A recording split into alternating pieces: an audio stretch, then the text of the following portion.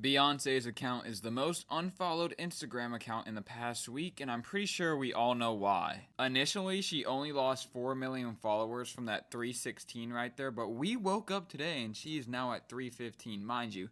I would just be terrified. I'm going to be very depressed. If Trump won, I would feel hopeless, devastated, and I don't really understand how it could be that tight. I think if Trump wins, it could be catastrophic for the country. Yes, things are extremely bad that a lot of people are unfollowing Beyonce on Instagram. When I look at the number from this guy and what she previously had is dropping every single day. That is how, when you involve yourself into politics, things like this are bound to happen. Now, Democrats are expressing themselves. If Trump wins, this is what I would do. I will leave the country. I'll be depressed. I don't know if you've seen that clip. Before we go into this full video of Beyonce, first take a look at this. I would just be terrified. I'm going to be very depressed. If Trump won, I would feel hopeless, devastated, and I don't really understand how it could be that tight. I think if Trump wins, it could be catastrophic for the country. It would be, to me, apocalyptic. Unbelievably, Trump seems to has a 50-50 chance of winning. We are strong as a nation. We are strong as a people. We would get through it. If Trump won, I would be very, very hardly looking into the possibility of leaving the country. If Trump wins, I'm moving. Do you know where? Australia. Okay. Do you have an idea of what country? No, I just know being here with Trump in control would just be too scary. If Trump wins, it is a sadness, it is a disappointment. I have children, I'm concerned for them. I'm concerned about my own welfare. I'm concerned about my own livelihood in the job that I have. So the emotion that I have, it's tough, it would be tough. Yes, when you involve yourself into politics, this is how it is. CNN senior political data reporter Harry flagged several signs indicating that former President Trump may defeat Vice President Kamala Harris in the presidential elections on Wednesday, even going so far as to call it an obvious outcome.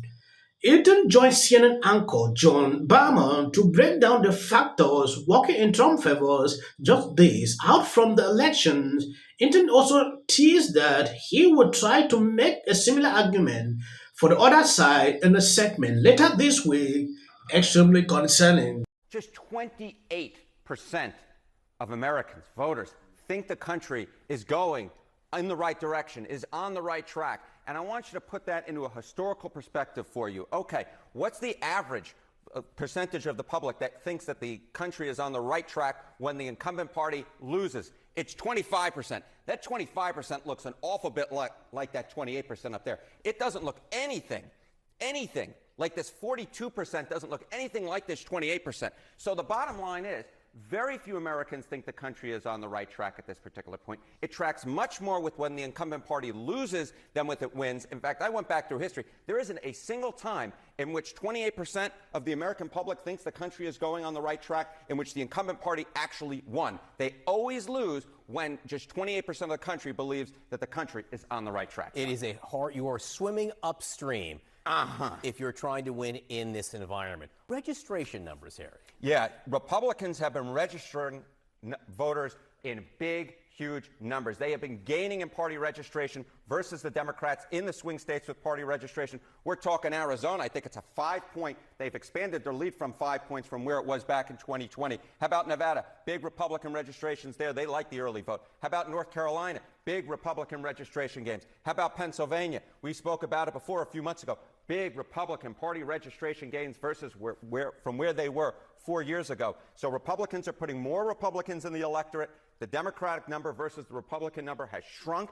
And so the bottom line is, if Republicans win, come next week, Donald Trump comes next week, the signs all along will have been obvious. We would look at the right direction being very low, Joe Biden's approval rating being very low, and Republicans really registering numbers. You can't say you weren't warned. Again, these This is the data which supports the idea of a Trump victory. Yes, though I don't believe in polls, when you take a look at what he put out here, it clearly tells you a lot of people are concerned with the direction in which the country is moving, like the economy, inflation, things like that. But when I watch some of these videos, like you saw people giving reasons why if Kamala doesn't win, oh, this is what I would do, I'll be depressed. Ask them, why are you voting for Kamala? The kind of reason they always outline extremely concerning. Some don't even have reason. Some will tell you it's because she is a woman president. They want her to break a record, things like that. And I don't believe that if you see people saying the country is not moving in the right direction, they're lying. It is the truth. These are people who do research or who experience what is happening. They vote with their conscience.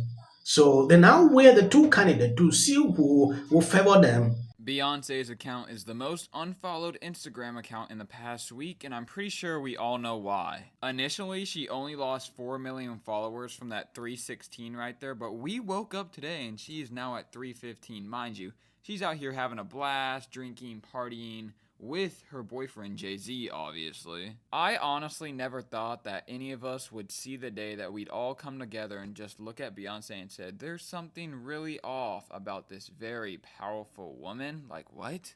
I just thought I'd never see the day that we actually all came together like as a corporate group and said there's something very off about these type of people like Beyonce, because like not just how good her music is, her lyrics is, and like stuff like that, but like her individual self as a human, like the way she got up there to like reach a top tier level of like power in the music industry. I'm so glad people are finally waking up to something like this. Now, there's officially nothing that came out that seems dirty about Beyonce and Jay-Z and the Diddy situation, but I'm pretty sure we can all just get like an estimate in our head of like what actually goes on behind the curtains in Hollywood and like what it takes to get that level of influence or status. Yes, we have seen Beyonce losing followers after Kamala endorsement, and she is involved in a lot of controversies. Like it's this situation now. Jennifer Lopez took a decision like to endorse Kamala. And I'm hearing that Jennifer Lopez will be campaigning with Kamala in the days ahead. I don't know if it's today or tomorrow. There is something more shocking. This guy endorsed Trump a few weeks ago. After this Puerto Rico comment, he came out today and said, I will not endorse Trump again. A lot of people in the comment section said, oh, this guy's being paid to do that, so Latinos should also follow through to sabotage Trump. That guy made that comment about Latinos. Biden made a comment about all Trump supporters. So I want to know, is it not balanced? But I agree with that guy. It's like he's scared of something. He said he don't want to involve in anything politics. Contestar este tipo de cosas en las cámaras. Pues en mis redes sociales me refiero, una entrevista así. La razón por la cual yo apoyé a Donald Trump era porque yo pensé que era lo mejor para la economía en los Estados Unidos, donde vivimos muchos latinos, me incluyo, muchos inmigrantes que están sufriendo por la economía, y él siendo negociante pensé que era el mejor movimiento. Nunca en mi vida pensé que un mes después iba a venir un comediante a criticar a mi país y hablar mal de mi país, y por ende renuncio a cualquier apoyo a Donald Trump y me echo a los lados a cualquier situación política. Puerto Rico se respeta. Nicky Jam. I believe you've seen that. That is what he said. I had to screen record it so we can get the translation of what he is saying. He said he doesn't want to involve himself into politics again. I don't know, it's like they have surely sent this guy a message. So. Here acting like he knows what Pennsylvania is about. Been empowering for me. You know, the teleprompter, I'm having a hard time seeing it, guys. I'm just being real here. So it's been powerful to encourage young country, Texas women supporting and celebrating the one and only Vice President Kamala Harris. I want you to know your thought. Trump did strategic strikes. He's more popular now than he's ever been. Kamala Harris on November 5th. financial Republican. And sometimes there's a trend line that I never noticed before and make me go, whoa. You know, Whoopi, you always say you don't believe in polls. Throw a birthday party for Diddy. You're calling yourself. If you are over 18, please register to vote.